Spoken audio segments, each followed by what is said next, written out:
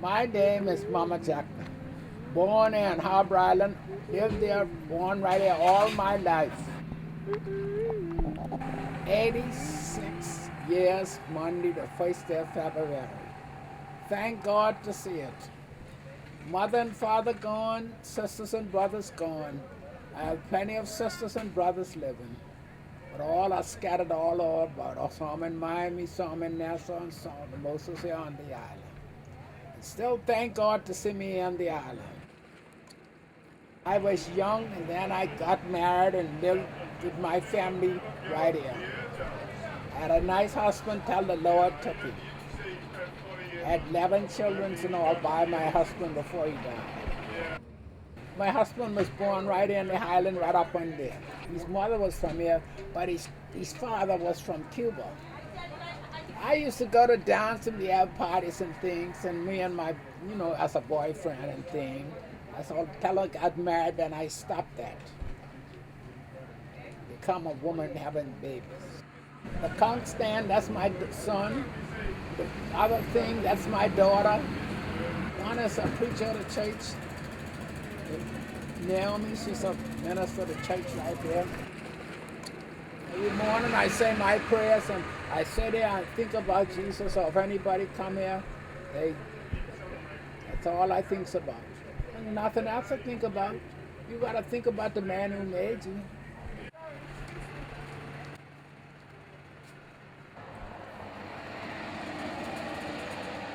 Go inside. Go inside. Go inside. No, this way. No, this way.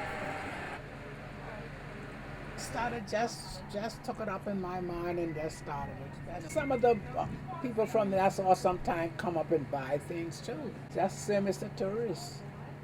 Yeah, they put that and then they grew them piece by piece. Made her hands and even the eyes. Cause she's got on a hat. I asked one man if he want a girlfriend. He said, yeah. I said, well, come for him. I showed him one time. He said, you know good to him. I laughed. Oh, Lord. Yeah, that's something. I'm satisfied people wise. Say, get that thing on the table. Shake to her. Oh, boy. That didn't be in my day. So much traffic. Rosie, you don't see that. You had to walk to school, walk to school every morning. She could tell you plenty about she's yeah, they tell you it's different now. Everybody on the island I know, only the strangers who come in, like you, and I just know you. Yes. I know when she was born. I know her mother, her daddy. Island was really beautiful. Better than it is now, because we didn't have to buy no water. We got water free. We lived as children going to school. We lived as one another and all. Island was really good in my day, when I was a little girl. Now it's different. But you gotta pay for everything you get.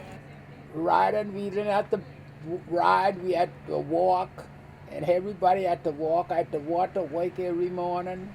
It's different. It's great different now. Changes all around on the island. We didn't have many tourists then. We had to depend on farming. My daddy used to farm and the men used to farm and we had provision, but we didn't have no tourists. We didn't have no straw working thing like that. Definitely, you know about this. I'll tell you now, I used to work out in the yard and out there, and they used to pay me, and my daddy used to fish and work, and my mother used to work. That's how we used to earn money then. Made work just like I'll go out there, clean up and wash and scrub and do.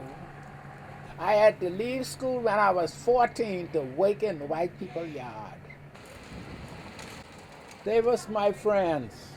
Those white people was my friends. They'll give me, I used to have babies, they'll come down my yard and give me just like my own. The future is nice now with the young people, but I don't enjoy it because I'm old now, you see. But the young people, they enjoy the future. They have fun and being. Thank God for life. Yeah. How are you? Thank God for life, all right. I'm to hear you. I'm back to my show. You all right, eh? Yes, ma'am. All right, your family all right, eh? Yes, ma'am. Everybody all right. That's good. Anyway, I only passed though. To hear you. Yeah, all right, all right, all right. Thanks very much. I'm Carl Higgs. Was born July the 14th, 1933, at Harbour Island, in the little house right over there. Born here, bred here, and I guess expect to die here. Some people will say that they're African baby, or African American or whatever, but it's all right to say that, but still, I was born right here in Harbour Island. Yeah, it's really changed from then to now, because we didn't have no modern facilities, not like that. It's all ancient. When I was a child, it was, I think we had one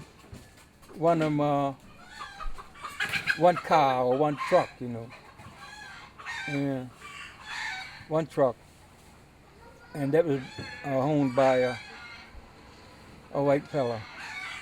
Then the keeper asked them, they started doing construction. They get a truck or, to bring the stuff. And they keep coming. Every time the boat comes from Miami, a vehicle comes. They say it's progress. I don't know what the progress are for. Progress. And now there's a recession. Yes, but so one of them young men was asking me the other day about recession. I said, as far as I'm concerned, poor people have been in a recession all their life. All their life, yeah, been in a recession all their life. The rich always have at the most some input or whatever you want to call it. Yeah. So, definitely there's been a big change. Houses, I know of see that house there. That's where I was born. That was a clapboard house. From I'll say 15 to 17, I worked with a lawyer. This was Kenneth Solomon, and he gave me £1 for a week.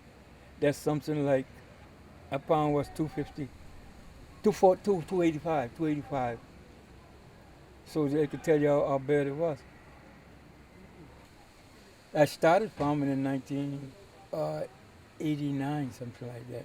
But before then, I went to America on the farms. I went over there in 1952 rather. The Americans went to the war, and the two governments got together, and they made some contract. They came and recruited men from the Bahamas to go to the farms. But after that, I came back in 24 then and got married and didn't go back no more. And I started my own farm then. When I was a child, from right down the way the wall turning there, going that way, it belongs to all Harbour Island whites. Yeah, Harbour Island whites. They owned all of it. But Americans came and with the money and bought it all up, you see. Up that way the same way. There was a few black men, but not that much, What happened, they leased it from the then government, which they had the power to do like they wanted, and that UBP government. Yeah. But after the Americans came in and brought in this money, why they just sold it over to them, Mainly Helen Malcolm. He was got the greater part of it. But now it's all houses. One time it only was bush down there, dilly trees, coconut trees, and so forth, But now it's all houses. What is happening now, most of the American people is the major people that are, I'll say, running it, because of their input with some hotels and so on. I think should be more input in with Bahamians. That's the way I feel. It should be more Bahamians putting input into it. But that started 1947. That's when Pink Sand came in, and their event. It was just one resort there, and that was Pink Sand.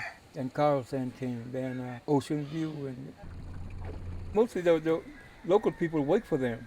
They're not owners, only employees. Employees. Employees, yeah. Let Miss Rosie bring you to this beach and enjoy. Rosie, she took a good step, tried to get into the tourism and the self business, self business. Unless they take some of the land back in the vicinity where we live, we need no land for them to build there. They'll have to take it back from the people, or acquire it, I have to say, because I'm taking it in the township, we need no land for them to buy or to build. Everywhere America's been, they did that. That's why they try to blow them up now. I should have said that. That's okay. Talk. She wants you to talk. That's okay. Yeah, you see all the people, they did too much, but still, I don't know if Obama may try to do a little better. Hope so. His hands tied. Yes, and everywhere they went, they took over. So because of their money, even the money in God we trust. Well, no, sometimes I think you're trusting the devil. They were like a loaf of bread, you get the slices and you get the scrumbles. That's what they say. The morale, I think, of our Bradley people is going down. We got lots of things. So it's talking about the spiritual part of it. Because, there was a time, like when I was a child, on Sundays, you could have seen them children going from house to house carrying carry this to Uncle so and so, carry this to a plate of. But today you don't see that because of it seems as if everybody got. Anywhere you go in the world, you'll find up and down, pros and cons. Same way here. There's lots of people come and say, "Oh, I'd like to live here." I tell them, I say, "Yeah." Yeah, but the American people, what they do, they come so many months. Yeah, so many months. Where they were born, or and the greater part of them has their own dwelling homes, But in all, if one was to say, "Carl, where you like to be?" I say, Harbour Island. I don't think I want to live nowhere else. But here now, Me myself, I love everybody. I think. Yeah.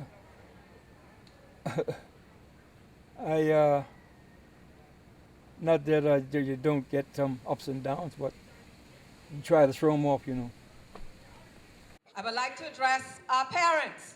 We're so proud that all of you are out here today supporting your students.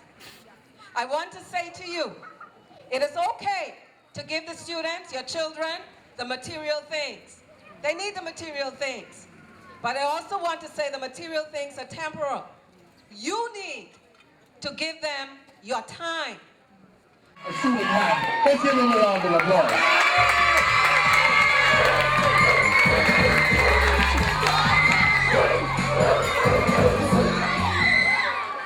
I am Prince, nickname Reswell Nathaniel Mather, Justice of Peace, having been created Justice of Peace 3 years ago in January. I was born on this island on the 30th of May, 1945. In 1942, tourism opened up in the Bahamas, and we became, as it were, a melting pot nation. We began as a fishing and farming village, And then we began to sell the only product we have, sun, sand, and sea. None of us were millionaires, therefore we didn't have the capital to invest in boarding houses and hotels. You see, we have no way of developing this extra land, and we need the funds to live on and live with and to educate our children. Therefore, we dispose of the extra land and the extra properties. I do agree that we shouldn't allow the strangers to come and take over. Mind you, there are independent thinking native people like Rosie, who invested in a business here and who is a real estate agent. She is the agent for a number of properties here. My name is Rosita Roberts, and I am from the beautiful island called Harbour Island. I think the island is in for a greater day, but for the fact that the petty thieving, the drug trafficking, the alcohol abuse, the teenage pregnancy, these things have to go.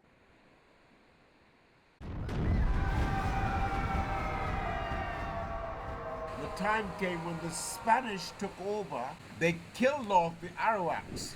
At one time, there were over 40,000 Arawaks in the Bahamas, but these were all killed off by the Spaniards, who married the women and kept the girls as sweethearts, killed the men and the boys. So that eventually we got the crossbreeding between the Spaniard and the Arawak, hence the Caribbean nation. So that today there's not one original Arawak alive in the Bahamas, but we have the Caribbeans, which still survive, people with Caribbean blood, having come from Antigua, Martinique, Dominica, Montserrat, you name it.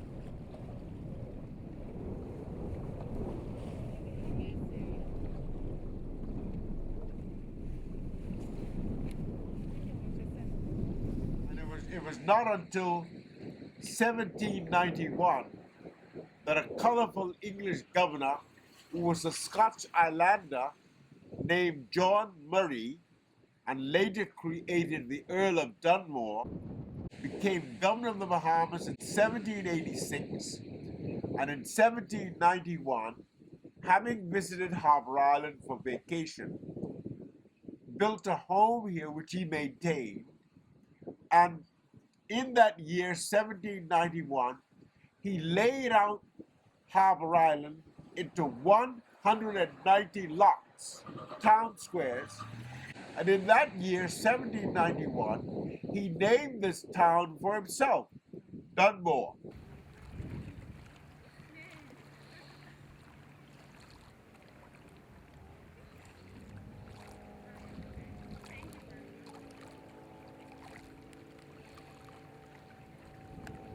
Many of the things have changed by now, and we're naming streets after patriotic people in the Bahamas. We're building monuments to unsung heroes. For example, in the current Eleuthera, they just dedicated a monument to the first premier of the colony of the Bahamas Islands, who was born in the 1800s, Sir Rowland Simonette, who was a native of the current and who served in the government, but he was also a seaman. Thank God I have an excellent memory. I can remember the first day I went to school.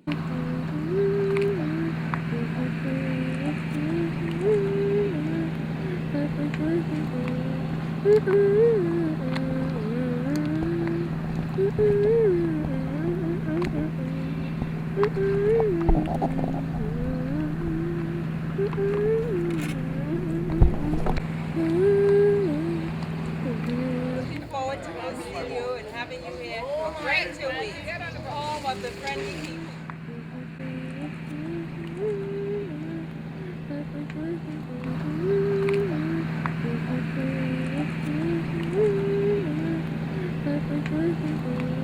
Mm-hmm.